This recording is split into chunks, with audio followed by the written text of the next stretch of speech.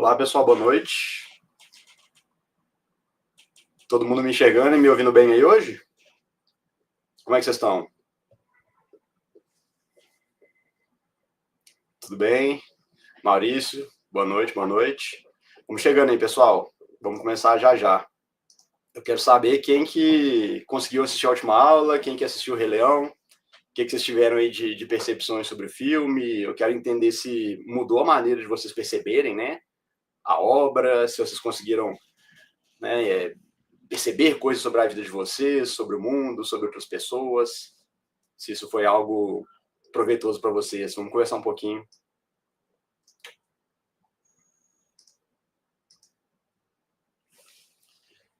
Hoje vai ser muito interessante pelo seguinte: nós vamos começar agora a articular esses conceitos que a gente tem falado de filosofia, de arte, de literatura, com uma parte mais científica da psicologia, certo? Então, vai ser um desafio muito grande, né, fazer esse trabalho, porque geralmente a gente tem pessoas que se interessam muito por um lado ou por outro. E agora chegou a hora de começar a combinar isso em conceitos mais profundos que a gente vai começar a desenvolver aqui. Vocês vão ver que eu vou falar muito sobre evolução, muito sobre neurociência, mas sempre com o objetivo em ajudar vocês a fazer sentido da realidade, ajudar a melhorar a compreensão de como é que as coisas funcionam, né, de como é que o nosso corpo funciona. E tem uma série de nuances aí, porque o nosso corpo funciona, por um lado, pela via simbólica e da percepção, e, por outro lado, nós somos mediados por processos biológicos muito específicos. Então, para quem quer realmente entender o comportamento humano melhor, tem que existir uma combinação dessas duas áreas, certo? Então, a partir de hoje, é particularmente importante que vocês, não que vocês estudem profundamente, mas que vocês tenham uma ideia básica, uma noção básica de alguns conceitos sobre o funcionamento do cérebro, sobre neurociência. É claro que eu vou introduzir vários conceitos aqui ao longo das aulas, tá? Mas sempre que eu citar um conceito, que eu citar uma função cognitiva, é importante que vocês procurem um pouquinho mais, né? Que vocês busquem entender, né, o que aquela região do cérebro faz, o que ela tem a ver com o que a gente está conversando na aula. Isso vai ser muito importante. Porque quando a gente entrar no estudo dos 5 traços de personalidade, tudo isso aí vai começar a fazer sentido. Vocês vão conseguir localizar tanto no nível simbólico, quanto no nível abstrato, quanto no nível científico, biológico, né, os fenômenos que a gente vai descrever aqui.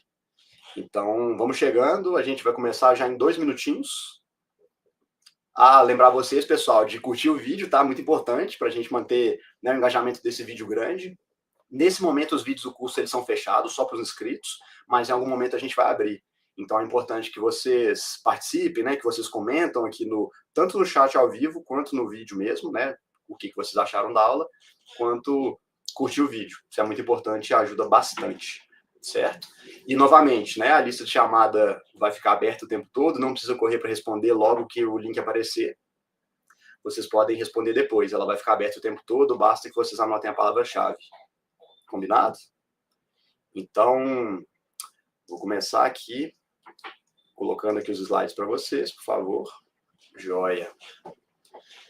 Maravilha. Hoje o papo vai esquentar, vai começar a ficar interessante aqui. E, novamente, tá? Podem ficar à vontade de fazer as perguntas todas. Algumas perguntas pode ser que eu consiga passar rapidinho aqui durante a apresentação, mas eu vou responder todas ou quase todas no final. Então, podem deixar as perguntas aqui. E não esqueçam de dar aquele feedback no formulário de presença, que é muito importante, tá? Pessoal, vamos começar então? Porque, como de costume, o nosso conteúdo aqui é grande, a gente tem bastante coisa para falar. Esse tema é sensacional, ele é muito pouco estudado, perto do quanto ele é interessante, tá?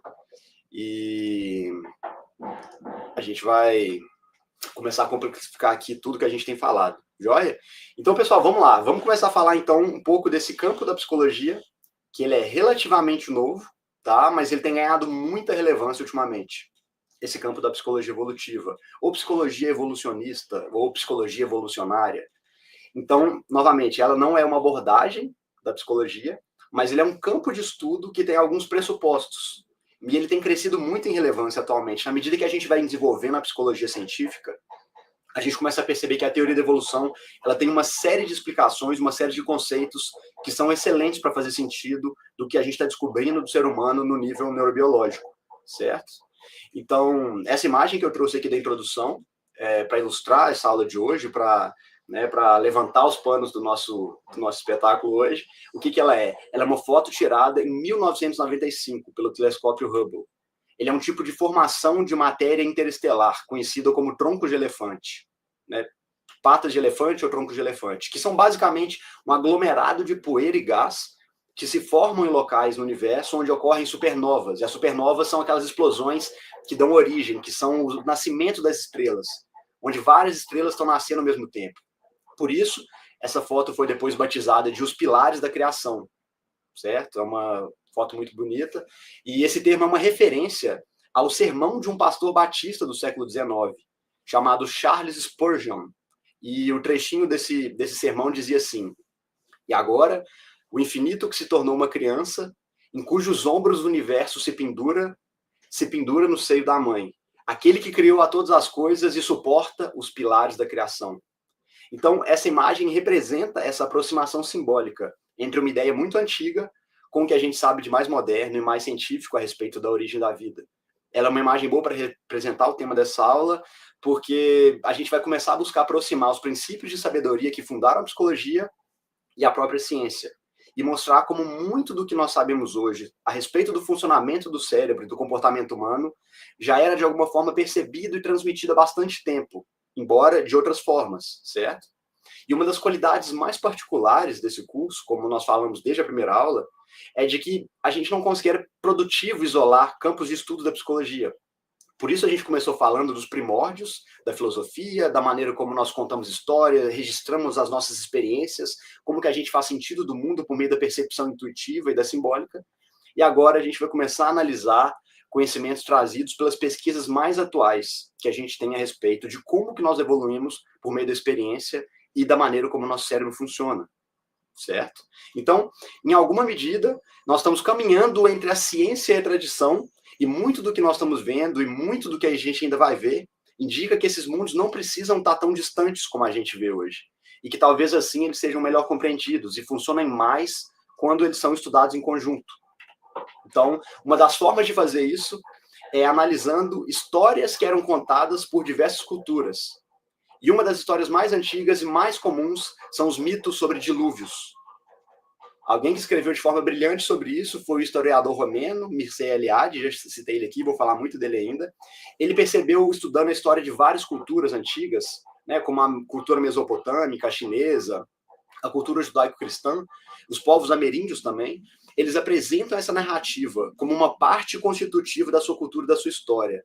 E esses eventos de dilúvio, né, de destruição de um povo ou de encerramento de um ciclo para a renovação e para o início de outro ciclo,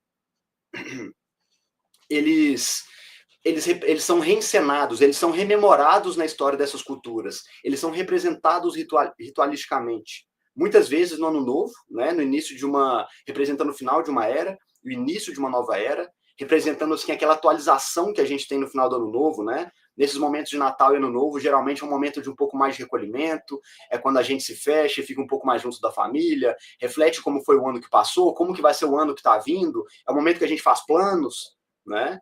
Então a gente sabe, né, que o indício mais importante, esses ciclos, na verdade, tem muito a ver com renovação, com fim e início. E a água é um símbolo muito representado para o fim e para o início das coisas. A gente sabe que, simbolicamente, o dilúvio ele representa a destruição pela água. Só que a água, ao mesmo tempo que ela tem uma capacidade de destruição, ela também traz uma capacidade de renovação da vida. E a gente sabe que o indício mais importante para o início de uma vida, né, na Terra, como é pesquisado pela ciência hoje, ou para a existência da vida em outros planetas, é a presença de água ali. Por isso a água é tradicionalmente conhecida como esse elemento primordial. E ela está presente na narrativa da criação do mundo, né, em várias tradições. Então, existe essa noção cíclica da existência. Ela é marcada por esse dilúvio, por essas passagens de ciclos, certo? Então, após a morte representada pelo dilúvio, vem o nascimento, que é representado pela luz. A luz representa o nascimento de um novo dia, como a gente viu no filme do Rei Leão, o início de um novo ciclo, a renovação de uma consciência, né, ou a transformação de alguma ideia. Então, quando a gente sai de um processo de obscurecimento da nossa capacidade de percepção ou de um embotamento da nossa função emocional, como é percebido em várias patologias psíquicas, né, enquanto a gente se recolhe, enquanto a gente apaga, né, no nosso comportamento, no nosso humor, na nossa disposição, né, quando a gente está deprimido, a gente vai gradualmente saindo desse estado. Então é como se nós estivéssemos representando uma renovação da nossa mente, por meio da passagem de um ciclo de dilúvio marcado por esse simbolismo das águas renovadoras, que nos levam da morte para a vida, da noite para o dia, do caos para a ordem, certo? É o que acontece todo dia num grau mais brando quando nós acordamos, quando a gente deixa as trevas do mundo dos sonhos para a luz do mundo da consciência. Esse é o movimento que define os nossos ciclos circadianos do nosso corpo. Eles marcam as nossas mudanças fisiológicas, mentais, comportamentais, que acontecem no nosso corpo a cada ciclo de 24 horas. E hoje em dia nós entendemos muito bem como é que esse ciclo circadiano funciona. Nós sabemos que eles são regulados pela luz, de forma que se você ficar num ambiente sem luz ou com iluminação artificial e fugir muito do ciclo solar, a produção dos seus hormônios é alterada e você começa a ter desregulação no sono, no apetite, no humor, né? Quem trabalha em shopping, por exemplo, ou quem trabalha assim em galpão fechado com iluminação artificial o dia todo, percebe muito isso, né? Desregula a gente internamente muito. Então, boa parte desse material que a gente vê hoje sobre saúde, sobre bem-estar, consiste em ensinar as pessoas a seguir em algum grau uma rotina que estabilize esse ciclo circadiano. Sabe aquilo de, você tem que ter 7 horas e meia de sono, tem que tentar dormir até tal horário, o sono depois de 7 horas da manhã, ele não é tão proveitoso. Tudo isso está partindo desse princípio, de que o nosso corpo é alinhado aos ciclos naturais, aos ciclos de sol, certo? Então, são esses ciclos dados pela natureza, né? A gente tenta entender eles e representá-los desde a antiguidade, e todo esse processo de desenvolvimento, de adaptação, de evolução, é fundamental para a gente entender nosso comportamento. Então, muitos conceitos que a gente vai ver aqui hoje são baseados na psicologia evolutiva, e a ideia da gente ter apresentado para vocês primeiro a filosofia, a mitologia, a literatura, antes de entrar no estudo da personalidade, foi para que vocês possam começar a estudar a psicologia da personalidade, tendo essa percepção, tendo esse filtro mais completo, mais amplo, certo? Então vamos lá. Como o nome diz, a psicologia evolutiva parte da premissa, da teoria do Charles Darwin, para explicar vários aspectos da constituição e do funcionamento do nosso corpo. Vários traços do nosso comportamento que parecem ter raízes genéticas, e hoje a gente sabe que tem mesmo.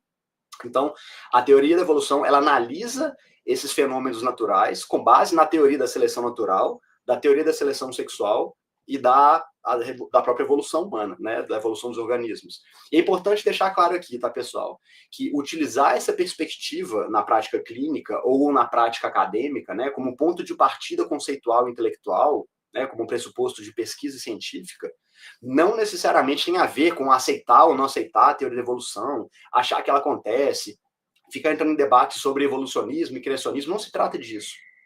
Para que você possa adotar esse princípio, né, como uma postura profissional, é suficiente que você entenda que as explicações que essas teorias fornecem atualmente são de fato as mais precisas ou então são apenas suficientes para explicar, né, os fenômenos e os objetos de estudo que a gente está observando aqui.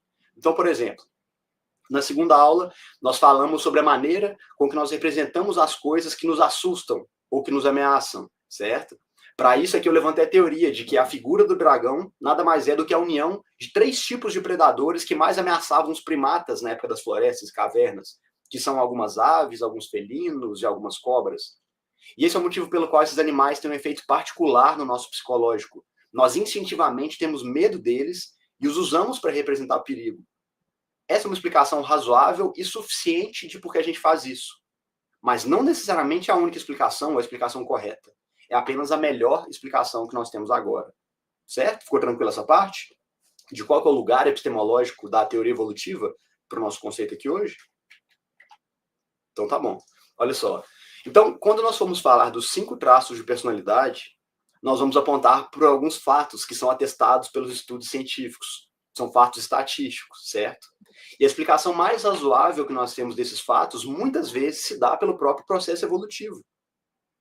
Nesse slide aqui, eu coloquei a referência de um estudo científico que aponta as variações estatísticas dos 5 fatores da personalidade e de seus subtraços. Eu vou explicar isso depois, mas cada um dos 5 traços tem alguns subtraços debaixo deles. Nós vamos ver isso muito ainda, né, nas aulas específicas de cada traço. E esses aqui são bons exemplos de como a teoria da evolução explica essas diferenças. Vou dar um exemplo aqui bem simples. Me falem se vocês estão comigo, se está fazendo sentido, se não me perguntem, beleza? Vamos lá. Estatisticamente, os homens têm o traço de amabilidade mais baixo que o das mulheres. E as mulheres têm, estatisticamente, o traço de neuroticismo mais alto do que os homens. Vocês podem ver aqui na tabelinha, ó, amabilidade está ali embaixo, agreeableness, certo? A média para os homens é de 3,65. A média para as mulheres é de 3,89. Não é uma diferença estatística grande, mas na prática, em amostras populacionais grandes, isso dá uma diferença enorme. Ali no neuroticismo, a média dos homens é de 2,68, das mulheres 2,94, certo? O que isso quer dizer? Bom, isso é um fato, certo? Está estabelecido. Agora, o porquê disso acontecer? Por que estatisticamente as mulheres têm o neuroticismo mais alto e os homens têm a amabilidade mais baixa? É muito difícil saber, certo? Mas uma boa hipótese é o seguinte: os homens têm menos amabilidade e, portanto, são mais competitivos do que as mulheres na média, porque fazia mais sentido, durante o nosso processo evolutivo, que os homens lutassem contra inimigos e predadores e expunham-se aos riscos, né, os perigos naturais, enquanto as mulheres protegiam e nutriam os bebês. E para isso elas precisavam ter mais amabilidade, precisavam ter um instinto materno e também precisavam ser mais alertas para o perigo. Por isso o neuroticismo mais alto, porque o neuroticismo é sensibilidade para emoções negativas, certo? Isso ajuda com que as mulheres fiquem mais alertas ao perigo, de forma que se elas precisassem, né, fugir ou se proteger de um perigo, enquanto antes elas detectassem esse perigo, mais tempo elas iam ter para fugir, para se esconder, certo? Agora, essa explicação é necessariamente a mais correta? Não, mas é a melhor que nós temos e ela faz sentido. Então, para fins, né, de pesquisa, para fins de aplicação clínica, ela é uma boa explicação, certo? Então, por isso, em vários momentos do grupo, eu vou fazer apontamentos baseados nessas premissas da psicologia evolutiva, porque são as explicações hipotéticas que os cientistas e que a literatura psicológica e neurológica utiliza para fazer sentido dos resultados dos experimentos dessas pesquisas. Certo? Tá fazendo sentido, pessoal? Ou ficou muito confusa essa parte? Eu quero ir validando com vocês passo a passo, para a gente não se atropelar, né? E a gente ficar aqui num ritmo bom, né? Não passar nada além do que vocês estão compreendendo, tá ok? Vai me dando um ok aí. Se tiver alguma coisa que vocês querem que eu explique devagar, que eu passe de novo, ou tiver qualquer dúvida, podem ir falando, certo? Então, vamos falar um pouquinho mais disso. Vamos falar outro exemplo muito interessante. Até há pouco tempo, né, a gente pensava que as partes mais novas, ou as partes que se desenvolveram por último do cérebro humano, são aquelas partes do córtex cerebral, né, a parte mais da parte cortical, a parte de cima do nosso cérebro, eram as partes mais importantes e que mais influenciam o nosso comportamento. Mas isso está errado. Hoje nós sabemos que as estruturas mais antigas do nosso cérebro, que são as que nós compartilhamos com outros animais, descendo toda a cadeia evolutiva até os crustáceos, elas são as partes mais importantes e são as partes que mais influenciam o nosso processo de tomada de decisão, certo? Por exemplo, a amígdala e o hipocampo, né? O hipocampo é responsável, a amígdala é responsável pelo processamento das nossas emoções. Ela tem um papel muito mais decisivo sobre o nosso comportamento do que o nosso córtex pré-frontal, que é a parte mais desenvolvida e mais recente do nosso cérebro, que media a nossa capacidade de imaginação e de raciocínio abstrato. Essa pesquisa, essa descoberta foi feita, entre outros trabalhos, pelas pesquisas de um cientista e psicólogo social americano, chamado Jonathan Haidt. Nós vamos citar ele várias vezes aqui, porque ele tem pesquisas incríveis no campo da psicologia da personalidade e também no campo do comportamento humano de forma geral. Então, o que ele descobriu é basicamente o seguinte: apesar de nós sermos seres capazes da racionalidade, o papel das emoções na nossa tomada de decisão é muito maior que o papel da razão. Ele fez uma série de pesquisas e descobriu que, via de regra, nós decidimos as coisas primeiro com base nas emoções que nós sentimos diante de uma pessoa, uma situação ou uma decisão abstrata, e só posteriormente nós construímos um argumento racional para justificar aquela escolha. Isso explica uma série de experimentos que foram feitos, né, sobre a nossa capacidade de percepção, que eu vou citar aqui hoje na próxima aula. Mas já é uma compreensão estabelecida na neurociência de que as partes do cérebro relacionadas com processamento de emoções são ativadas imediatamente diante de dilemas morais, e não só depois do raciocínio. Tem um livro dele que eu vou citar aqui depois também, que é A Mente Moralista, do Jonathan Haidt, em que ele explica eles fazem uma série de perguntas de cunho moral para pessoas de várias sociedades diferentes. E todas elas dão respostas muito claras quanto se uma coisa é nojenta ou não é, se aquilo é certo ou errado. Mas quando ele pergunta por quê, as pessoas às vezes não sabem explicar por quê. Não houve um processo racional naquela decisão. É uma decisão puramente emocional. É por isso, então, que discutir assuntos, certo? Esse livro é sensacional, A Mente Moralista. Eu vou indicar ele com calma depois, explicar um pouco melhor, mas maravilhoso. Então, por exemplo, quando você entra numa discussão com uma pessoa, você começa a falar sobre política, sobre religião, né, e para algumas pessoas futebol também, isso aí se torna um tabu, porque as pessoas começam a ficar irritadas quando são questionadas a esse respeito. Porque não houve, de fato, uma decisão muito racional para escolher o time que você torce, a religião que você tem, ou o partido político que você prefere. Isso aí tem muito mais a ver com as suas bases emocionais, tem a ver com a sua configuração pessoal, tem muito a ver com a sua personalidade, certo? Então, quando você está discutindo esses assuntos com uma pessoa, você não está tendo uma discussão erudita, racional, você está tendo uma discussão com as bases emocionais da pessoa. E quando a sua base emocional é questionada, isso tende a gerar uma resposta emocional. Gera irritação, frustração, raiva, por isso que essas discussões acabam em briga, certo? Então, isso tem muito mais a ver com a constituição da pessoa, com a essência dela, do que com uma construção racional que foi feita. Então, quando nós vamos falar dos 5 traços do Big Five, das 5 traços de personalidade, que mais se relacionam com isso, né, que é a propósito, com isso que eu falo com as decisões políticas que a gente toma. Os principais traços que têm a ver com isso são conscienciosidade e abertura à experiência. Então, na medida em que nós fomos elaborando os argumentos e apresentando algumas ideias sobre a perspectiva da psicologia evolutiva, vocês vão ver que ela é muito mais ampla e muito mais interessante, né? E realmente faz muito sentido pensar com base nela. Mas vamos aprofundar um pouquinho mais, vamos falar um pouquinho da relação que a neuropsicologia tem com a personalidade, certo? Vamos falar um pouco sobre a teoria que pretende explicar como que nós chegamos até aqui nessa linha de estudos, né? Vamos falar o que a gente sabe até aqui a respeito do nosso cérebro, por meio da biologia, para só então falar da personalidade propriamente dita. E isso é até um pulo grande, porque, em algum sentido, esses dois temas são um pouco desconectados. Porque o que está acontecendo nas pesquisas mais recentes sobre personalidade é que os pesquisadores estão tentando integrar o que foi estabelecido no nível estatístico das análises com o que é sabido no nível psicobiológico das análises. Ou seja, existe toda uma teoria estatística que definiu os 5 traços de personalidade, certo? E existe toda a cultura da neurociência e da neurobiologia que explica como é que os nossos processos psíquicos acontecem, ok? Agora, essas coisas não foram pesquisadas e descobertas e criadas juntas.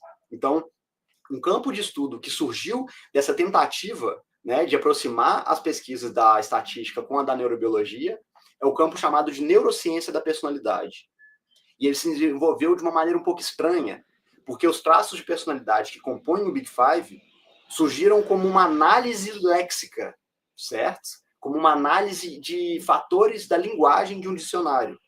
Então, são termos linguísticos. E para você aproximar termos de uma linguagem com termos da ciência, da neurologia, é uma ponte muito grande que tem que ser feita, certo? Então, em um certo sentido, o Big Five, né, a teoria dos 5 traços, ele é um modelo ateorético. Ele não veio de um modelo prévio que foi validado.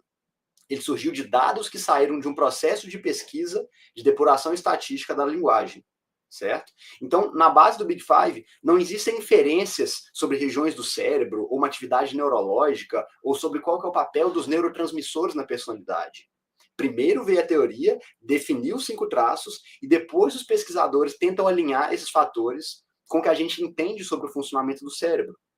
E as pesquisas que têm tentado, né, aproximar esse terreno, aproximar esses dois campos, já duram mais de 40 anos. E é sensacional. E percebendo como que as pesquisas da neurociência, elas vão confirmando, né, a análise estatística que foi feita dos termos, né, que chegaram nos 5 traços. E é muito legal isso. Você vê uma teoria que não partiu de um modelo ser validada pela pesquisa científica posterior. Então, eu vou passar com vocês agora rapidamente pelos principais pesquisadores e as principais obras no campo da neuropsicologia que são relacionados com a personalidade, certo? Assim, vocês podem se situar, focar seus estudos onde que vocês mais se interessarem, né? E é claro, quem estiver mais interessado também em se informar em que pé que estão hoje as pesquisas e os estudos nessa área, isso é muito importante. Até mesmo porque ainda se passa muita informação errada, muita informação incompleta, ou se fala desse assunto de uma maneira muito superficial, né, em vários lugares, então a gente fica um pouco confuso. Eu ouço muito essa pergunta, nossa personalidade, ela pode ser mudada, ela é fixa, ela é genética, ela é cultural, o que ela é, certo? Então vamos passar de como é que esse campo se desenvolveu rapidinho para a gente entender como é que está hoje. E eu vou aproveitar esse momento para passar para vocês, pessoal, a palavra-chave da aula de hoje, certo? Vamos lá. A palavra-chave de hoje é desenvolvimento. Desenvolvimento, tudo minúsculo, palavra que não vai ter erro, não vai ter problema, certo? Não vai ter confusão lá na hora de preencher o formulário. Então, a palavra-chave de hoje é desenvolvimento. E eu gostaria de aproveitar também e reforçar para vocês o convite de que se vocês estão precisando de atendimento psicológico ou conhecem alguém que está precisando de atendimento psicológico, vocês vão lá no site da Associação ALOS, no Instagram, né? A Cindy vai postar um link para vocês agora no grupo e também aqui no chat do YouTube. Vocês se inscrevam, né? Preencham esse formulário para que vocês possam ser direcionados para uma equipe, para vocês poderem ser atendidos, passados por um processo de triagem. Se vocês conhecem alguém que está precisando de atendimento psicológico também, podem indicar para a clínica da ALOS, que ela é sensacional, certo? O link está aí no chat. Então vamos lá, pessoal. Uma das primeiras tentativas de tentar combinar esse campo, né, do nosso comportamento por meio da neurociência aconteceu num livro chamado A Neuropsicologia da Ansiedade. O autor chama Jeffrey Gray, lançado em 1982. Até onde eu sei, eu acho que esse livro não tem tradução, mas vocês podem procurar A Neuropsicologia da Ansiedade. E ele é um clássico, porque Jeffrey Gray, ele era especialista em comportamento animal. Então, ele conhecia profundamente as teorias do comportamento, da neuroanatomia e da neuropsicofarmacologia. Então, cada termo que ele define, cada passo que ele faz nessa investigação no livro, para embasar as descobertas dele, elas tinham que fazer sentido no nível comportamental, no nível anatômico e no nível farmacológico. Essa foi a forma como ele encontrou para aproximar esses campos de pesquisa todos. Então, a forma como cada ideia que ele foi desenvolvendo nesse livro tinha que fazer sentido em todos esses níveis, né? Não bastava uma ideia fazer sentido no nível biológico se ela não fizesse sentido no nível comportamental. Não fazia sentido se ela tivesse, né, uma correspondente comportamental, mas no nível farmacológico ela não batia. Então, esse livro ele é cientificamente muito confiável. É um livro excelente. E então ele fez um trabalho excepcional. Ele expandiu o conhecimento das nossas bases biológicas evolutivas, pelo menos ao nível dos 2 traços de personalidade que a gente descobriu primeiro, né, que são a extroversão e o neuroticismo, que são basicamente emoções positivas e emoções negativas, né, a parte mais fácil de entender da nossa personalidade. E a teoria do Gray, ela também é uma teoria cibernética. Essa teoria cibernética é uma variação daquela teoria criada pelo Norbert Wiener. Quem fez aí aula de psicologia sistêmica, né, ou da Gestalt, já ouviu falar muito do Wiener, e que é um cientista cognitivo do MIT. Então, ele foi um dos primeiros pesquisadores da inteligência artificial. Então, ele propôs que todos os seres inteligentes são ordenados com base em objetivos. E o comportamento é organizado visando diminuir ao máximo os desvios e erros no caminho para alcançar esses objetivos. Essa teoria também ficou muito famosa, e ela ainda não foi derrubada, e ela é usada até hoje na programação de inteligência artificial. Então, o que é um programa de inteligência artificial? Ele é um programa programado para encontrar respostas para problemas que são colocados nele. E essa é um dos pilares do estudo da computação cibernética hoje e da inteligência artificial, que é o seguinte: a maior diferença entre uma máquina e o cérebro humano é que a máquina precisa que seja colocado nela um objetivo para que ela possa raciocinar. E o cérebro humano é a única máquina de raciocínio, né, analisando por essa perspectiva cibernética, que é capaz de criar os próprios objetivos. Nós somos capazes de criar sentido e conferir sentido para a nossa própria vida. É claro que isso, de alguma forma, está dado na realidade, na natureza, certo? Mas nós não precisamos que um sentido seja colocado na nossa cabeça. Nós podemos construir esse sentido, ou descobrir esse sentido através da nossa própria vida, certo? Esse é o grande diferencial. E é claro que se a gente não faz isso, a vida acaba nos armazenando, nos bombardeando com uma série de informações e colocando objetivo, né, artificiais, às vezes, que não estão alinhados com quem nós somos. Isso é fonte de uma série de sofrimento mental, certo? Então vamos lá, o segundo livro que eu vou apresentar hoje é do Joseph Ledoux. Ele é um neurocientista afetivo. Esse livro existe traduzido, chama O Cérebro Emocional, é sensacional. O que ele faz? O trabalho dele complementa o trabalho do Gray. Então, o Gray concentrou muito o trabalho dele na atividade do hipocampo, que é a parte do nosso cérebro que coordena o resgate e o armazenamento de memórias, né? E ele também tem uma outra função. O hipocampo é a área do cérebro que, a grosso modo, decide se você deve ou não continuar calmo, considerando o que está acontecendo à sua volta, né?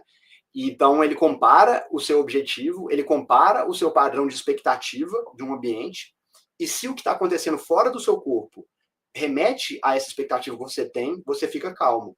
Se acontece algo fora desse esperado, ele ativa o seu sistema de resposta emocional, que é o que faz você reagir, basicamente. Então, vamos comparar. Se vocês estão num show de música, ou se vocês estão no estádio de futebol lotado, vocês esperam que lá tenha muito barulho, que vez ou outra apareça um barulho, uma bomba estoure, ou que alguém comece a gritar do nada. Isso não vai assustar vocês de uma forma geral, a não ser que seja algo muito fora da curva, né? Uma explosão muito grande, né? Um grito de dor, de agonia, e tudo bem. Mas agora, nesse contexto que vocês estão aqui assistindo a aula, quietinho, espero que a maioria das pessoas esteja num ambiente sossegado, tranquilo, concentrado. Se alguém dá um grito muito alto, vocês vão assustar. Por quê? Isso é fora do que é esperado, certo? Então, o nosso hipocampo ele tem essa capacidade de, ele percebe quando as coisas estão acontecendo de uma forma que se distancia daquilo que é esperado, você começa a ficar ansioso e preocupado. Você é preparado para reagir emocionalmente e planejar um curso de ação, baseado naquele estímulo que você ouviu, certo? Vamos lembrar, por exemplo, do filme do Rei Leão. Vamos, né, colocar a parte simbólica aqui na prática também. Lembra aquela cena que o Simba, logo depois de encontrar Nala, quando ele já está adulto, né? Ele está ali sozinho, confrontando o seu eu atual com o seu eu ideal, certo? Ele está confuso, andando de um lado para o outro na savana. Ele está imerso no modo hipotalâmico de comportamento.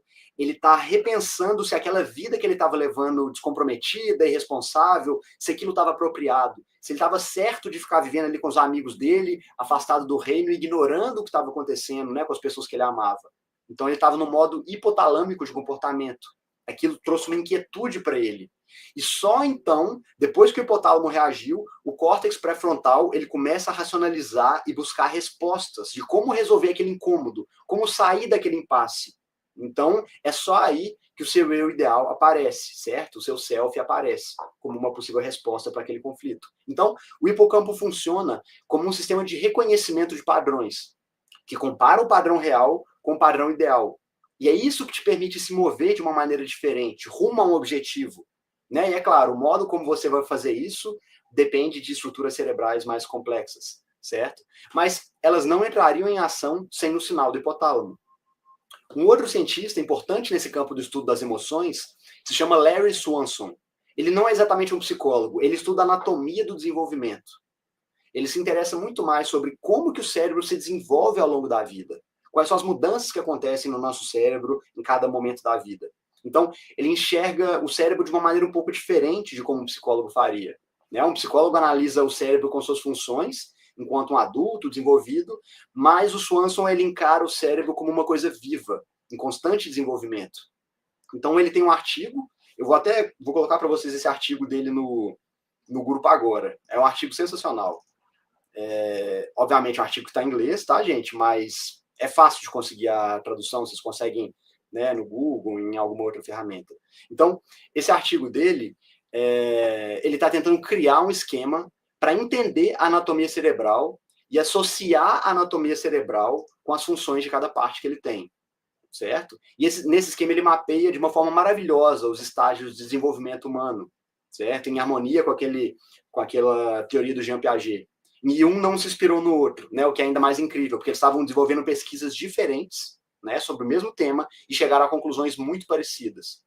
E geralmente na história da ciência, quando isso acontece, quando você tem pessoas que não estão se comunicando, estão estudando coisas parecidas, e eles chegam a uma conclusão muito parecida, é um sinal muito grande de que tem algo muito correto ali, certo? Isso aconteceu, por exemplo, no caso da aviação, né? A gente sabia que pessoas diferentes estavam estudando aviação, né? Claro que a gente vai defender sempre o Santos Dumont, mas os americanos defendem os irmãos Wright, os franceses também têm o inventor do avião deles, então tem uma teoria na ciência de que algumas tecnologias, né, alguns avanços da ciência só acontecem quando alguma tecnologia ou algum material é descoberto, ou sintetizado, ou forjado. E aí as pessoas começam a conseguir descobrir as coisas que têm a ver com aquilo.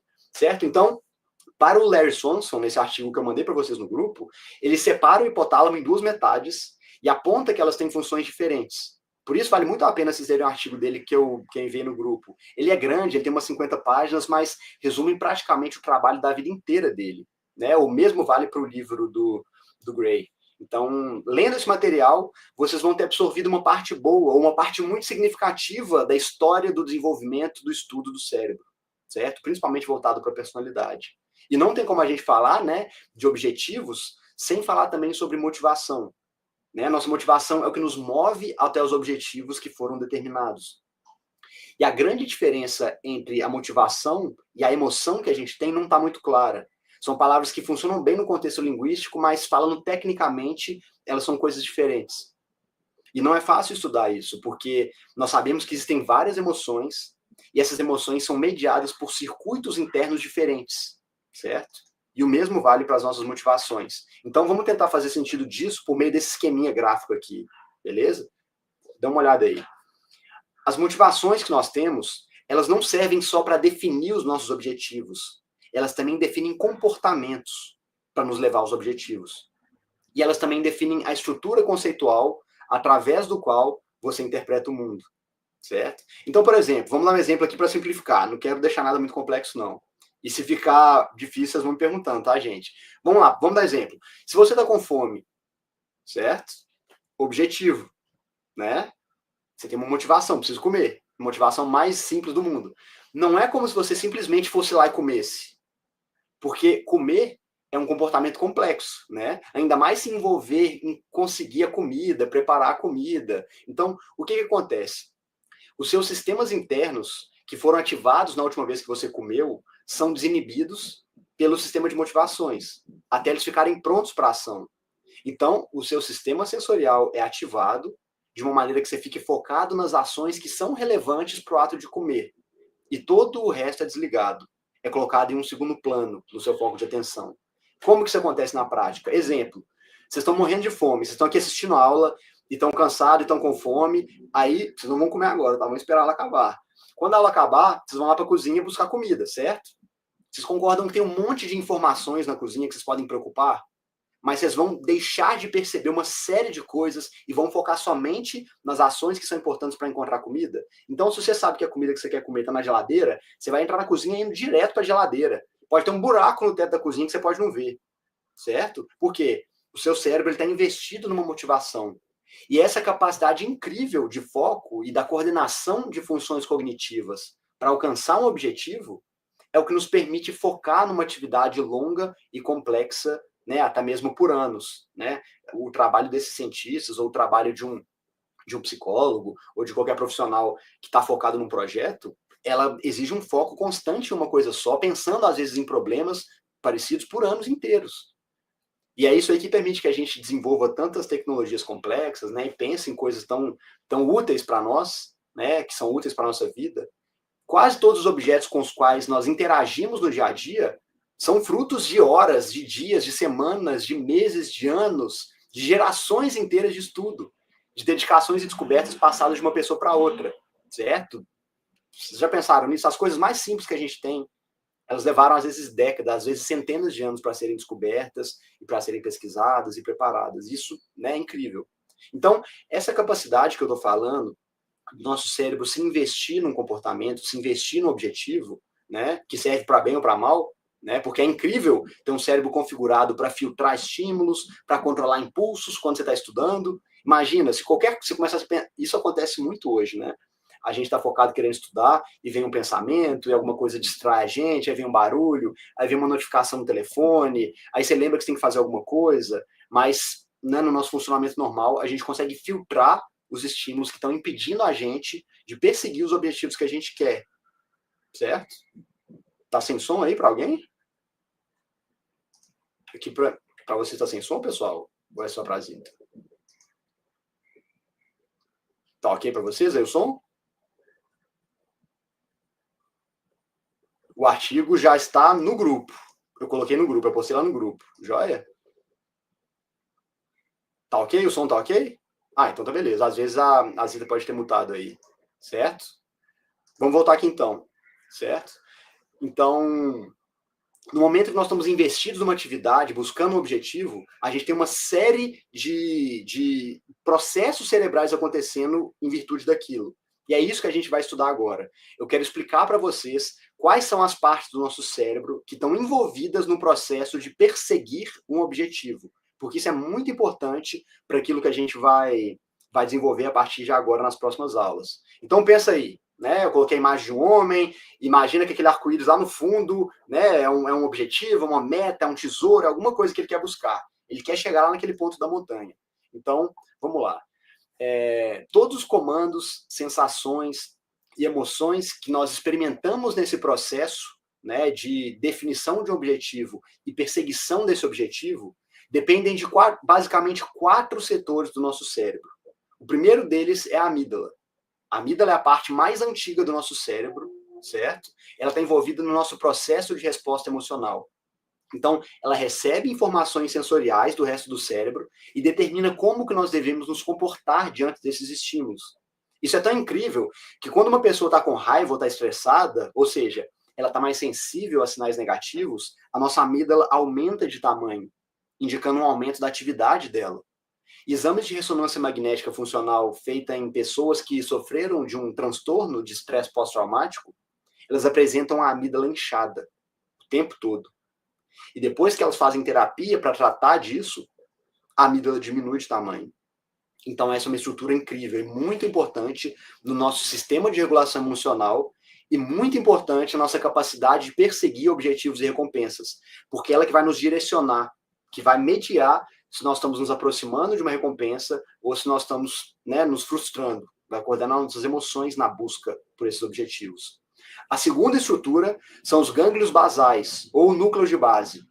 Elas fazem parte do nosso sistema límbico, que é basicamente o nosso sistema cerebral que controla nossas emoções, nosso movimento, nosso aprendizado. Então a gente pode dizer que os gânglios basais, eles são centros de processamento do nosso sistema de recompensa, que envolve a dopamina e outros neurotransmissores, que a gente vai falar um pouco mais para frente. Então, eles compreendem basicamente 2 grandes caminhos neurais, né, certo? Um caminho neural é um caminho dos objetivos, que é a rede neural responsável por gerar ações em nós, e a outra rede neural é a rede das não ações, ou da interrupção de ações, que são cursos de ação possíveis enquanto a gente busca um objetivo. Então vamos lá. Você tem um objetivo, você vai pensar em várias formas de alcançar esse objetivo, ou várias formas de agir de acordo com uma situação, certo? Então, você ativa uma parte dos seus núcleos de base para definir um caminho e uma outra parte ativada para inibir comportamentos de um caminho que você não escolheu, certo? E aí, vamos lá. A terceira estrutura que está envolvida no nosso sistema de motivação é o córtex pré-frontal dorsolateral. Ele está envolvido na nossa capacidade de planejamento e tomada de decisões a médio e longo prazo. Então, essa é uma estrutura fundamental no processo de definição e de busca de objetivos, porque no processo de buscar algo, nós não precisamos ser capazes de nos orientar tanto no espaço, para saber onde nós estamos, o que nós estamos fazendo ali, certo? Mas também no tempo, para que assim a gente possa se orientar, certo? Em que parte daquele caminho que nós estamos. Então, se você fez um planejamento para alcançar um objetivo, você precisa saber o quão perto ou quão longe você está desse objetivo, em termos de fisiológicos, mas também quanto tempo e quão distante eu estou, no sentido de quanto tempo que eu vou demorar, ou seja, o quanto eu vou precisar alocar meus recursos cognitivos para continuar buscando esse objetivo. Seja passar numa prova, seja conseguir um novo emprego, seja construir um relacionamento. Então, a gente tem que ter essa orientação nessas 2 dimensões. Então, por exemplo, se você está querendo sair com alguém e você pergunta ali o nome daquela pessoa, você começa ali uma conversa com ela, né? E a pessoa não fala o nome, você pode pensar, tudo bem. Ela pode ser uma pessoa mais reservada, né? Algumas pessoas não querem assim se apresentar e dar um nome para uma pessoa estranha logo de cara. Agora, se você já convive com essa pessoa no mesmo ambiente, se você trabalha com ela, né? Se vocês já trocaram alguns olhares há algum tempo, e aí ela se recusa a te dizer o nome dela, aí provavelmente tem algo mais errado aí, certo? Provavelmente a visão que a pessoa tem de você, ou a circunstância, ou o modo como você abordou ela está errada. Isso aí tudo é mediado pela atividade do córtex pré-frontal, certo? E a última parte é o córtex orbitofrontal, que é a estrutura do nosso cérebro que consegue avaliar o nosso estado emocional. e o nosso grau de excitação, e o nosso grau de ânimo e disposição em relação à busca dos nossos objetivos. Então, vamos supor que o seu objetivo inicial é se formar em psicologia e trabalhar na área. Mas aí você começa a perceber que enquanto mais próximo está da formatura, você deveria estar mais feliz, mais animado, né? Ainda que um pouco apreensivo. Mas aí você começa a se aproximar do objetivo, você começa a se sentir de maneira um pouco contraditória, você começa a sentir um desânimo, você começa a sentir que talvez não era aquilo que estava acontecendo, que não é aquilo que você queria, e isso aí torna-se algo preocupante, certo? Então, vamos colocar assim para facilitar a nossa compreensão. A grosso modo, as nossas motivações, elas determinam nossos objetivos, e as nossas emoções, elas nos orientam em direção a esses objetivos. Ficou tranquilo isso? As nossas emoções sinalizam se a gente está mais próximo ou mais distante dos objetivos. Mais ou menos como nesse esqueminha aqui, certo? Então vamos lá. A gente pode dizer então que o nosso sistema de motivação ele faz basicamente 3 coisas. Ele define objetivos, ele coordena o nosso comportamento diante desses objetivos e ele também nos fornece capacidade de perceber e analisar se a interação entre os objetivos e comportamentos que estão nos guiando para eles, se eles fazem sentido, e se o nosso plano está dando certo ou está dando errado. Daí, eu vou falar disso no final, sobre as áreas cerebrais atuam em adolescentes com ansiedade. É bem interessante. No finalzinho eu vou falar disso.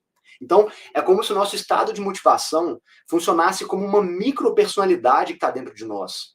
Uma micropersonalidade que funciona somente para uma coisa, somente em virtude de um objetivo, né?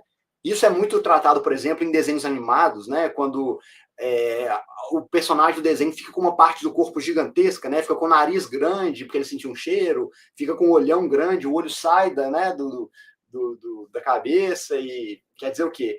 Toda a capacidade cognitiva dela está focada em um estímulo só, em um objetivo só. E esse conceito também se alinha perfeitamente com a ideia psicanalítica de que nós somos uma mistura meio solta de personalidades fragmentadas. Então, a nossa personalidade tem uma estrutura superior de integração, mas é como se ela pudesse se soltar e fazer outras coisas desordenadamente também. É o que acontece, por exemplo, com distúrbios alimentares, né? O nosso sistema de motivação da fome, ele se torna quase que um ser independente do resto da nossa personalidade. Quase que entra em conflito com ele, certo? Seria uma disputa entre o nosso córtex e o nosso hipotálamo, né? E o córtex nunca consegue ganhar do hipotálamo, porque o hipotálamo é uma das únicas coisas do nosso corpo que a gente realmente não consegue viver sem ela, né? A gente consegue, por exemplo, viver sem o córtex cerebral, mas a gente não consegue viver sem o hipotálamo. E essa descoberta também é fascinante, porque ela subverte a maneira como que a gente entende o processo de tomada de decisões até agora. Então, haviam indícios de que isso pudesse ser assim, né? Isso começou numa experiência feita há décadas, né, com gatos. Foi descoberto, por exemplo, que um gato ele pode ter cerca de 95% do seu cérebro removido cirurgicamente.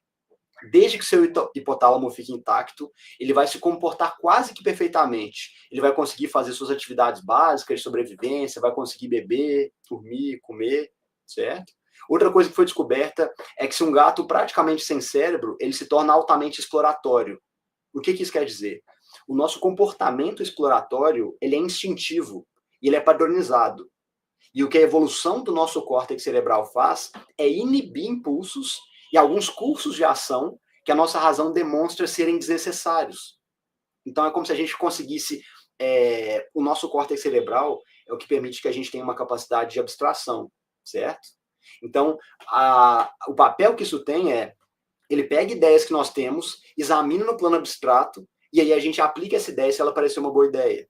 Por exemplo, quando você está numa trilha, né, está andando numa cachoeira, ou está andando assim numa montanha, e você vê que você vai ter que pular um pedacinho do caminho. Tem uma distânciazinha ali, mais ou menos pequena, você vai ter que pular para continuar o caminho.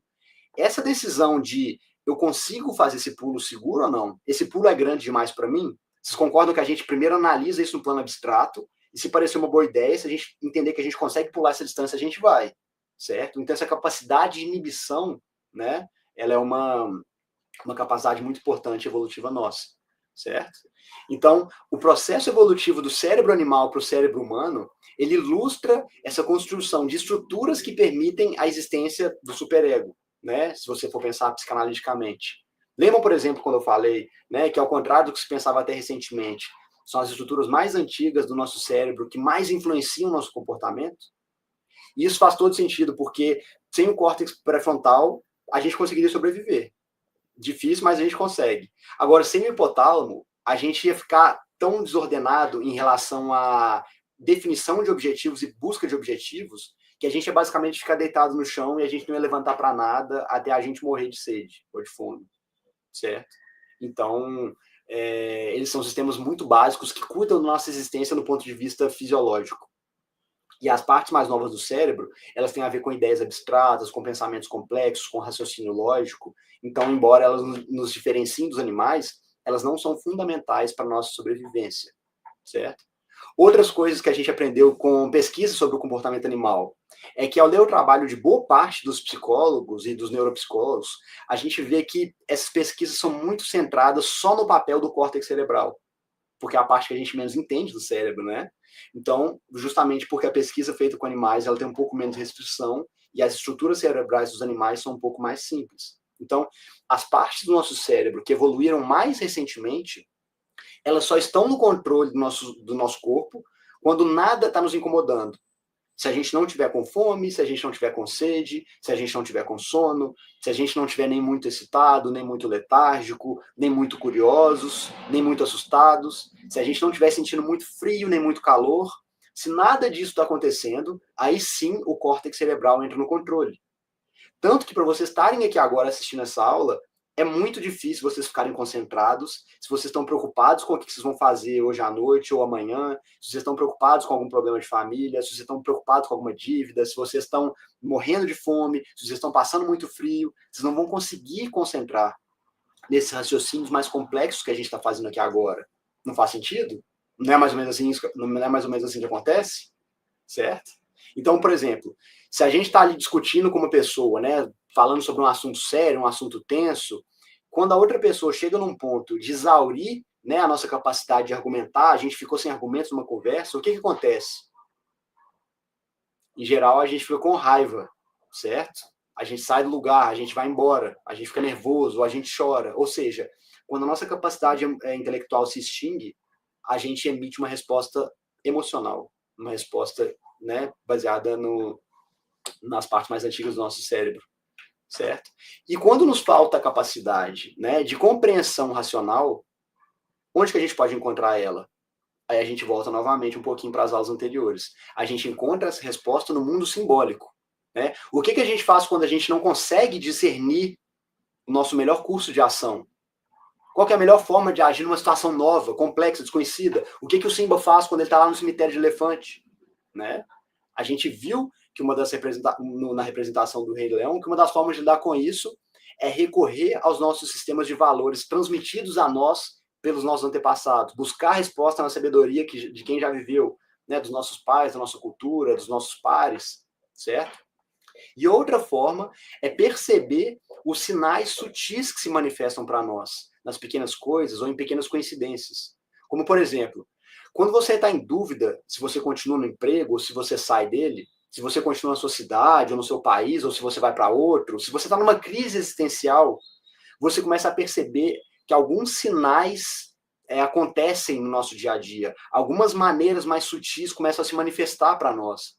Algumas pessoas dizem que esses acontecimentos são meras coincidências, e você vai ter uma inclinação maior a pensar assim, se você for uma pessoa com uma mente mais concreta, uma mente mais científica, certo?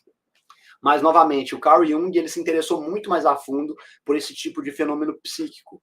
E ele o chamou de sincronicidade. Ele é um conceito simples para entender, certo? Para a gente poder entender o que é essa sincronicidade.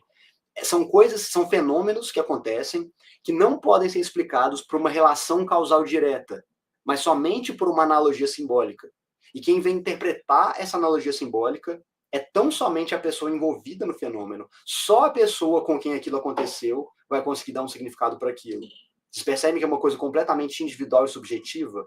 Foge completamente ao espírito científico, que é objetivo, repetível, calculável, padronizável, certo? Então, vou fazer uma citação aqui, né, do livro dele, de um livro sobre ele, para explicar o que é esse conceito.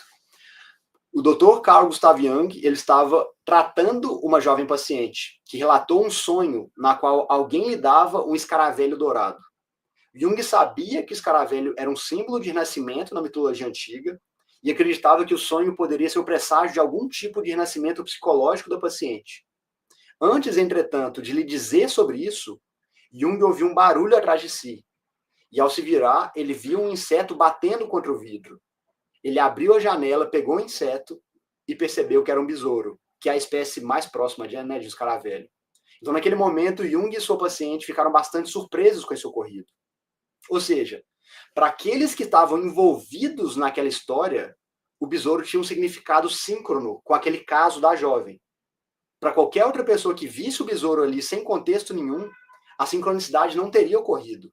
Né? As experiências de sincronicidade são resultados de quando o nosso sistema de motivação ele definiu um objetivo e assim nós começamos a perceber sinais, né, e relações entre o mundo anterior e os nossos objetivos, e isso produz sensações e sentimentos em nós que são interpretados pelo nosso sistema de motivações como sinais reforçadores para que nós continuamos buscando o objetivo, continuamos buscando um futuro desejado, certo?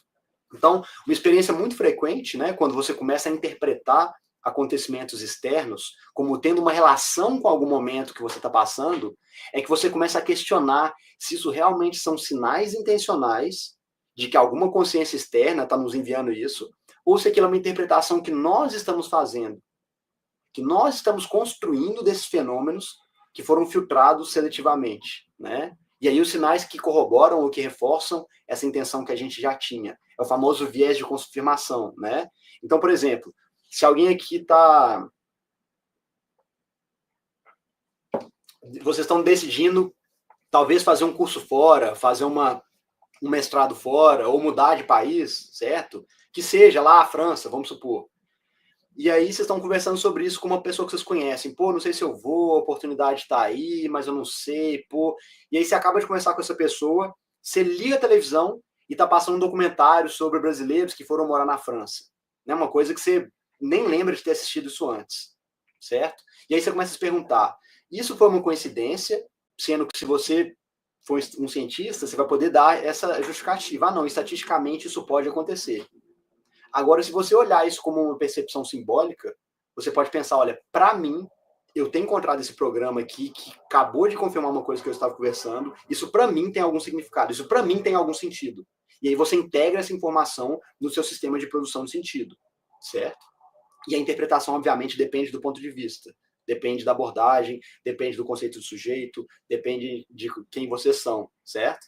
Mas é muito comum você ouvir pessoas dizendo que essas percepções geralmente acontecem quando você está passando por um momento de dúvida, por um momento de questionamento, por um momento de crise, né? Então, quando as coisas não estão muito bem, você se torna mais sensível para esses sinais do que quando está tudo ok. Porque quando está tudo bem, a gente não para, né? A gente está ali, está voando, está tudo funcionando. Então, essa pode ser uma forma do seu organismo buscar maneiras alternativas de agir, buscar um caminho novo para sair daquela situação difícil, já que a simples lógica e o raciocínio nem sempre são totalmente úteis para nós, certo?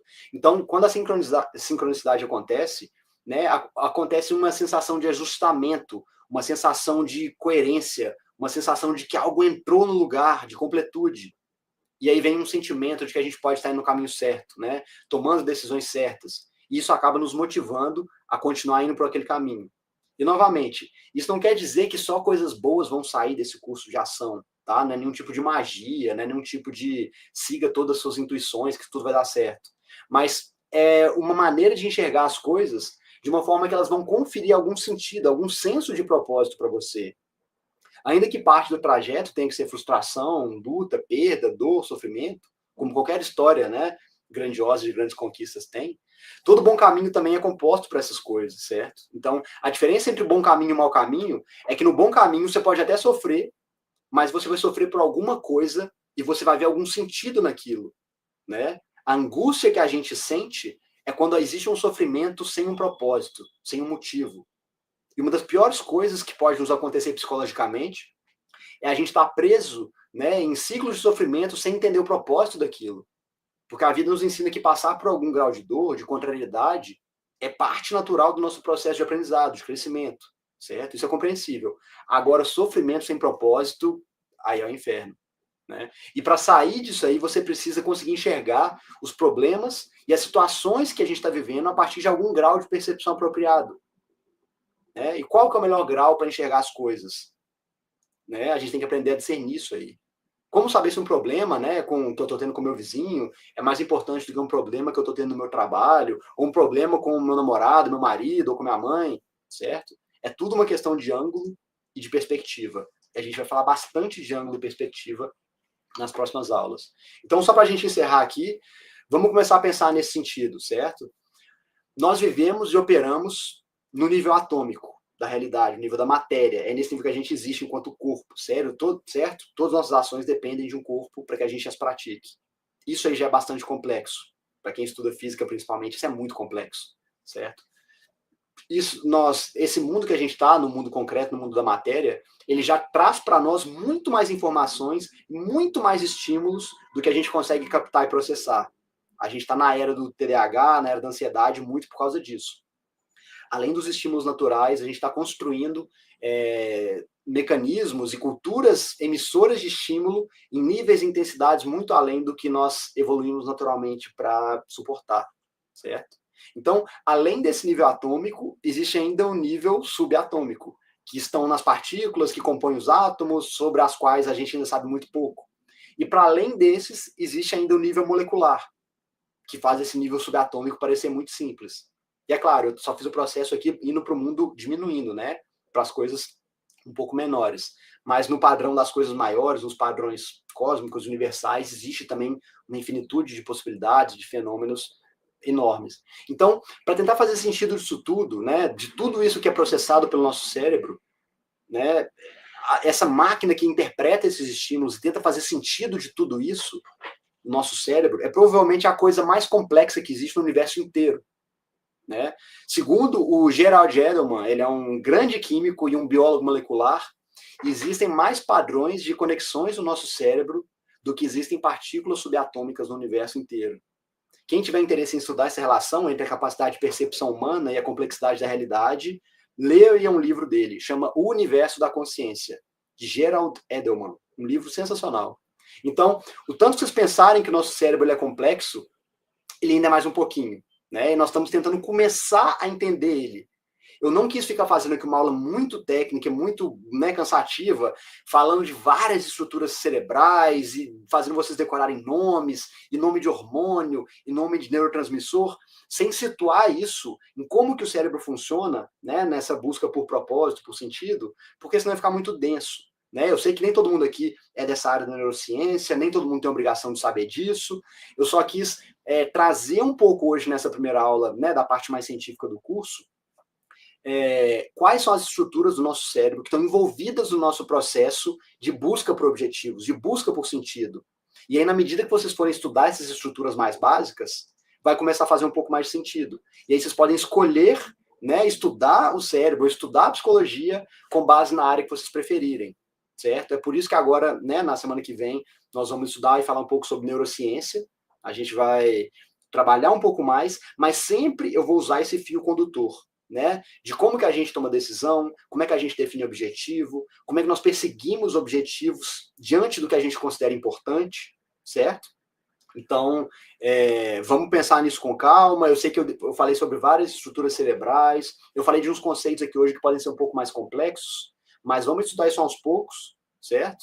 Vamos pegar para ler o artigo que eu mandei para vocês, esses livros que eu estou indicando, mas vai de acordo com o interesse de cada um, certo? Busquem, assim, respeitar, né, a inclinação natural que vocês têm, né, para esse negócio de vida intelectual e de aprimoramento profissional. É muito importante que vocês sejam sinceros e honestos com o que desperta o interesse de vocês, o que brilha o olho de vocês quando vocês ouvem falar de algum assunto novo, certo?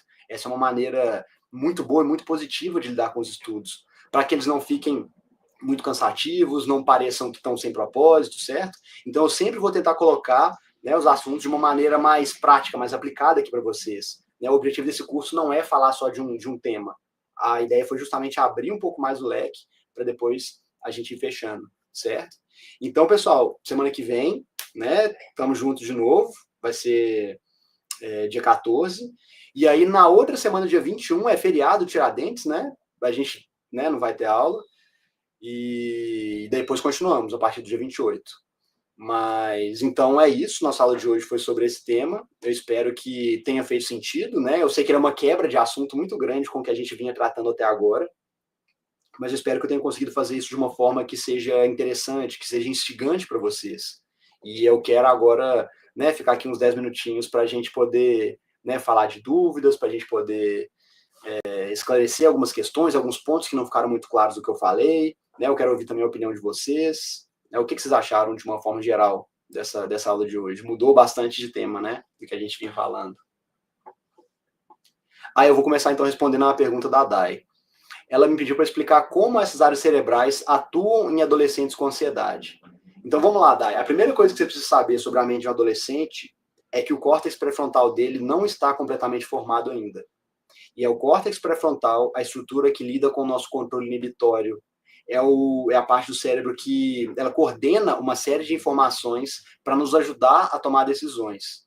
Então, para o adolescente, esse processo de tomada de decisão ele é um pouco mais confuso. Primeiro, pela configuração cerebral dele, e segundo, pelo fato de que ele está mudando de referência. Ele antes vivia naquele mundo em que a família dele, os pais, a família imediata, as pessoas com quem ele convivia, né, mais próximos, eram um referencial, né, de valores, de conduta, de tomada de decisão. Eles estão começando a entrar no mundo mais complexo, convivendo com pessoas diferentes, né, encontrando a própria turma, descobrindo a própria personalidade. Então, é um momento da vida extremamente ansiogênico, pela variedade de possibilidades ao que eles estão expostos, e eles não estão com a configuração cerebral completa, certo?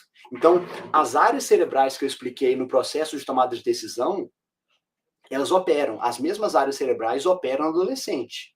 Agora, elas não estão tão mediadas pelo córtex pré-frontal dorsolateral pela falta de desenvolvimento cognitivo, que ele acaba ali na área aproximadamente entre os 20 e 25 anos, dependendo da pessoa. Então, o que acontece? Você está num mundo de muitos estímulos, de mudanças de caminhos, né, de sair daquela referência, né, de que a sua família é o seu centro, a sua referência, para viver no mundo dos seus iguais, para viver em turmas, para tomar decisões. E esse processo é extremamente complexo. E eles não têm essa capacidade ainda de considerar todas as variáveis com a mesma parcimônia, com a mesma prudência que um adulto faz. Esse é um dos motivos pelos quais a gente proíbe do adolescente fazer algumas coisas, de ir em alguns lugares, né, de dirigir, de comprar arma. É porque eles não têm essa capacidade ainda muito bem formada fisiologicamente. E é interessante porque a gente definiu esse limite, né, de alguma forma arbitrário na lei, para impedir os adolescentes de fazerem algumas atividades da vida civil, antes de ter descoberto que não havia um desenvolvimento cortical suficiente deles. Ou seja, nós percebemos uma realidade na prática, né, no ponto de vista da intuição direta, da vivência mesmo, da empírica, e depois nós descobrimos pela neurociência por que essa decisão se justificava.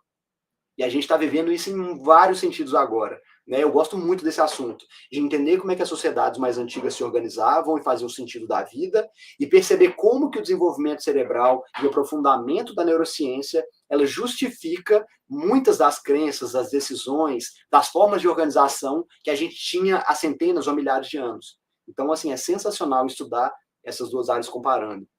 Eu gosto muito mesmo. Ana Clara perguntou aqui, ficou tranquilo, Dai? O que eu falei fez sentido?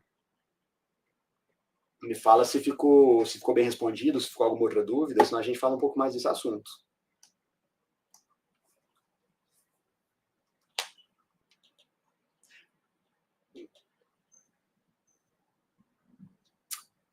Posso fornecer sim umas referências, faz sentido, com certeza, é uma boa. Eu vou preparar um documento, eu vou pegar um arquivo de texto e vou juntar as referências todas que nós temos, né, que eu estou citando nas aulas, para vocês poderem perseguir depois, né, de estudo científico. Alguns livros eu vou citar no próprio slide, vai ter o nome, mas nem todos, porque é muita coisa, eu não quero ficar fazendo slide só referenciando o livro, mas eu preparo um documento com as referências todas, sim, tá? Então vamos lá, pergunta da Ana Clara sobre sincronicidade. Isso da sincronicidade entra no toque? A pessoa enxerga assimilações em seus pensamentos obsessivos e ações que pratica para aliviar o que justifica a repetição destes. Essa é uma pergunta muito interessante, Ana Clara, porque, vamos lá, uma pessoa que está num transtorno obsessivo compulsivo, ela tende a uma repetição de comportamentos e ela tende a uma fixidez de ideias, certo? Então, quando essas experiências de sincronicidade acontecem numa pessoa que está num processo obsessivo, é muito provável que ela enxergue, né, aqueles estímulos, enxergue esses fenômenos como um reforçador das tendências psicológicas que ela já está tendo. Porque a pessoa com toque, ela fica amarrada, ela está presa em certas ideias. Então, o que vai acontecer? Os eventos de sincronicidade acontecem para todos. Mas uma pessoa com toque, por causa dessa situação, né, dessa situação de transtorno, dessa situação patológica, ela vai tender a encaixar os eventos de sincronicidade numa interpretação que reforce aquele padrão psíquico em que ela já está amarrada, já está presa. Então, isso pode ajudar a pessoa a entrar numa obsessão ainda maior, certo? Isso acontece também não só com toque, né, psicomotor, mas quando a pessoa também tem senso, quando a pessoa está obsessiva e está paranoica, por exemplo, com perseguição, ela cria uma narrativa para justificar alguma situação que ela está vivendo, aí essas situações de sincronicidade vão ser percebidas de uma forma, né, vamos dizer assim, contaminada, empoeirada. Ela vai passar a ver sentido em coisas, mas vai filtrar somente as coisas que corroboram a narrativa que ela já está sentindo. Então é como se ela usasse mais alguns tijolinhos para construir ainda mais, para reforçar ainda mais essa prisão psicológica em que ela está envolvida. Então isso aí é muito, né, muito complicado, certo? A Anália Aparecida perguntou sobre sincronicidade, para eu repetir um pouco mais. Anália, o que acontece? A ideia básica do conceito, né, de sincronicidade é o seguinte: existem alguns fenômenos que acontecem na nossa vida, algumas percepções que nós temos sobre as coisas, que elas têm alguma relação com alguma coisa que a gente está vivendo, certo? Existe uma relação lógica. Como eu dei aquele exemplo, né? Se você está pensando, por exemplo, em fazer um intercâmbio ou mudar de país, você vê um evento que está dizendo exatamente sobre aquela situação, né? Ou então, eu estou conversando com uma pessoa sobre... Hoje em dia, isso deve acontecer até por meio da tecnologia, né? Aquela coisa que a gente está conversando sobre um assunto, a gente abre a rede social e está aparecendo aquele anúncio, mas aí não é uma sincronicidade, vamos dizer assim, orgânica, natural, né? É porque tem um algoritmo ali fazendo isso acontecer. Então, não é algo que encaixa nesse conceito. Mas a ideia de sincronicidade é que existem alguns acontecimentos na nossa vida que podem parecer coincidências, que têm uma relação lógica direta com algo que a gente está fazendo ou vivendo no momento. E a gente interpreta isso como um princípio de unidade, como se tivesse alguma relação, como se isso fosse algum indício, algum sinal para nós. Isso, obviamente, esse fenômeno, né? Ele é percebido pelo nosso aparelho psíquico e a interpretação dele é dada por nós, porque ela depende dessa relação de causa e efeito entre o que nós estamos vivenciando e o que está acontecendo no mundo exterior, certo?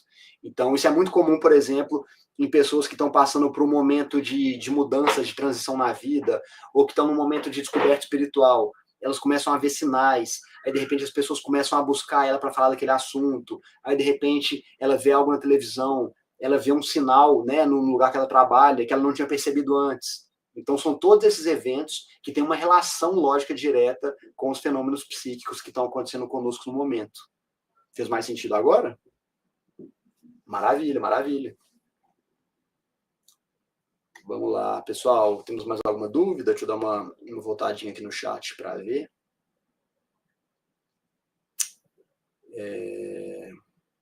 As áreas cerebrais, vou colocar, na verdade, no slide das próximas aulas já estão lá. Eu vou fazer, na verdade, na aula de neurociência na semana que vem, eu vou fazer uma geral sobre o córtex cerebral, explicar para vocês as estruturas, então vai facilitar. Sobre o papel da amígdala. Nessa questão de ansiedade dos adolescentes, me pego pensando como ela age diante do imediatismo deles, porque existe uma ânsia pela obtenção de recompensas. Pois é, adolescente, ele tem essa visão de querer as coisas para ontem, né? De querer que as coisas aconteçam ainda. Isso, obviamente, é o fruto de uma falta de amadurecimento, uma falta de experiência prática de como a vida funciona, né? A gente nasce com durante a infância, a gente é colocado naquele mundo de que as coisas simplesmente acontecem. A gente precisa de algo, nosso pai nos dá, nossa mãe nos dá. A gente tem uma dúvida, algum adulto responde. A gente tem uma necessidade e ela é suprida. Isso acontece, né, na infância, assim, de uma forma geral. Na adolescência, as coisas começam a mudar porque o sujeito começa a perceber que a fonte dessas realizações, dessas vontades, passa a ser ele mesmo. Ele tem que começar a dar conta, ele tem que começar a responder aos próprios anseios. E isso gera uma ansiedade, gera uma confusão muito grande. Porque eles estão passando de um mundo em que eles têm tudo e que eles estão ali, né, em situações normais de temperatura e pressão, eles estão seguros, eles estão vestidos, eles estão educados, eles estão medicados, eles têm necessidades respondidas pelos pais, mas eles não têm liberdade. E aí vem a emergência do agora eu preciso começar a pensar por conta própria, eu preciso conseguir buscar a minha própria vida, meus próprios objetivos, eu preciso encontrar uma nova maneira de me determinar, mas eles não sabem como. Então, é como se o sistema de motivação deles estivesse se abrindo, estivesse se expandindo. Eles têm um sistema de busca por objetivo muito grande. O adolescente, às vezes, ele é muito instável, né? Ele não sabe o que quer. Né? Num dia ele quer fazer aula de uma coisa, no outro ele quer começar um novo emprego, no outro ele quer fazer uma faculdade, depois ele já não quer mais. Então, é como se as motivações e o senso de sentido deles estivesse ainda novo, né? Estivesse se desenvolvendo. Então, as coisas piscam para eles muito fácil. Né? E aí a parte de interesse, de estabilidade ainda não se definiu. Porque eles não sabem ainda qual que é o caminho, qual que é o custo de escolher entre cada um daqueles custos de ação. Então, aquela hora em que você está saindo daquele sonho de infância, né, que é completamente, né, fantasioso, eu quero ser astronauta, eu quero ser jogador de futebol, eu quero ser, né, um mágico, e o adolescente ele começa a ter um pouco mais de noção do que ele quer e qual que é a distância entre o que ele quer e a realização do que ele quer. Mas ele não entende muito bem o que tem esse caminho, porque ele não trilhou quase nenhum caminho na vida ainda. Então, ele quer muitas coisas, mas a capacidade de realização deles é muito baixa. Então ele começa a ter muito plano e pouca realização, certo? Porque aí os pais já não estão tão mais ligados neles, os pais já não fazem mais tudo que eles querem na hora que eles querem, eles estão vendo ali os amigos deles funcionando de uma forma diferente, então vem a ânsia, né? Pô, quando eu era pequena a recompensa vinha automática, vinha na hora, agora já não é mais assim. Mas e se eu voltar para o mundo infantil, eu não vou ter essa liberdade que está me atraindo tanto, né? Que é a liberdade de sair, de ir para as festas, de aprender a dirigir, de poder ter autonomia sobre a própria vida. E esse gosto começa a surgir na época da adolescência. Então, realmente, existe um momento em que está tudo demais, né? E está tudo acontecendo ao mesmo tempo. Então, é realmente muito complicado. Beleza? Ficou claro, Dai? Pessoal, alguém tem mais alguma questão? Podemos encerrar e nos encontramos semana que vem? Como é que vocês estão? Mais alguma coisa? Se não, vamos encerrar e semana que vem estamos de volta. Mesmo horário. Segunda-feira, 7 horas. Joia? E aí, foram muitos conceitos tratados hoje, né? De repente, dê uma estudada, deem uma analisada de novo nesses conceitos, tentem fazer sentido daquilo que eu disse, né? Dos papéis das nossas partes cerebrais com a nossa parte de desenvolvimento, de alcance de objetivo. É muito importante tentar fazer sentido disso, né? De aproximar o que a gente entende no nível conceitual com as coisas no nível biológico, no nível neurológico, certo? E aí as coisas que a gente vai desenvolver nas próximas aulas vão fazer um pouco mais de sentido, beleza? Mais algumas questões podem colocar, podem trazer para a próxima aula. Eu sempre vou entrar uns minutinhos antes para a gente poder conversar. Se ficou alguma dúvida dessa aula, entre um pouco mais cedo semana que vem, a gente conversa um pouco antes de começar, beleza? Então, muito obrigado novamente pela atenção de todos, né? Pelo compromisso de estarem aqui toda semana, isso é muito importante. E aí, estamos juntos. A gente vai fazer um intervalinho, né, no dia 21, mas semana que vem estamos juntos, vamos falar de neurociência, uma aula sensacional. Espero que vocês gostem, viu? Então, pessoal, boa noite, até semana que vem. Um abração, até lá. Espero todo mundo lá, hein? Muito obrigado. Tchau, tchau.